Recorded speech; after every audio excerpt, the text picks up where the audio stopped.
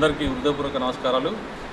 కేంద్ర ప్రభుత్వం గత వారంలో క్రితం తీసుకున్న నిర్ణయం ప్రకారం నూతన పార్లమెంట్ కావచ్చు, నూతన అసెంబ్లీ నియోజకవర్గాల సంఖ్య పెంపుదలకి మల్యాల మండలం కేంద్రంలో ఈరోజు అందుబాటులో ఉన్న నాయకులు, మరి పత్రికా ప్రతినిధులు, మరి వివిధ పార్టీల ముఖ్య నాయకులు, యువకులు, యువజన సంఘాల ప్రతినిధులతో ఒక చిన్న సమావేశం ఏర్పాటు చేసుకొని, అంటే గతం నుంచి ఉంటుంది ఈ ఆలోచన, అందరికీ అన్ని పార్టీలలో ఉంది, అందరి మేధావులలో ఉంది, కొండగట్టు నియోజకవర్గ కేంద్రం చేయాలని. కాబట్టి కొత్తగా ఏర్పడుతున్న నియోజకవర్గ పునర్విభజనలో కొండగట్టు నియోజకవర్గ కేంద్రంగా ఏర్పాటు చేయాలని, మల్యాల కొడిమేల మండలాలకు ఇది మధ్యాహ్నం ఉంటుంది.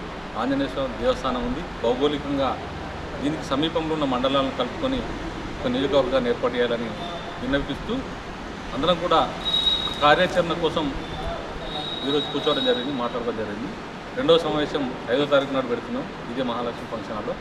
మూడవ సమావేశంలో అందుబాటులో ఉన్న అఖిలపక్ష సమావేశం అందరినీ పిలుచుకొని ఆల్ పార్టీస్, విద్యార్థులు, మేధావులు, యువకులు, యువజన సంఘాల ప్రతినిధులు, పత్రికా ప్రతినిధులతో మూడవ సమావేశంలో ఒక పూర్తి కార్యాచరణను అందరి ఆలోచనలకు అనుగుణంగా తీసుకోవాలని, కొండగట్టు నియోజకవర్గం ఏర్పడాలని, జగిత్యాల పార్లమెంట్ నియోజకవర్గం కూడా ఏర్పడాలని.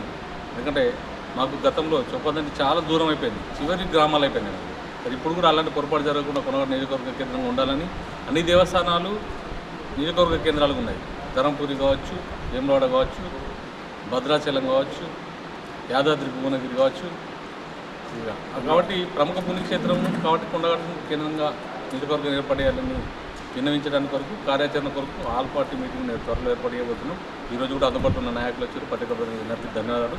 జగిత్యాల పార్లమెంట్లోనే ఉండాలి, జగిత్యాల పార్లమెంట్ ఏర్పడాలనే భావంతో ఏర్పాటు చేసుకున్నాం. పత్రికా ప్రతినిధులందరూ కూడా సహకరించాలి, మేధావులు ఆలోచించాలి, దీనిపైన చర్చ జరగాల.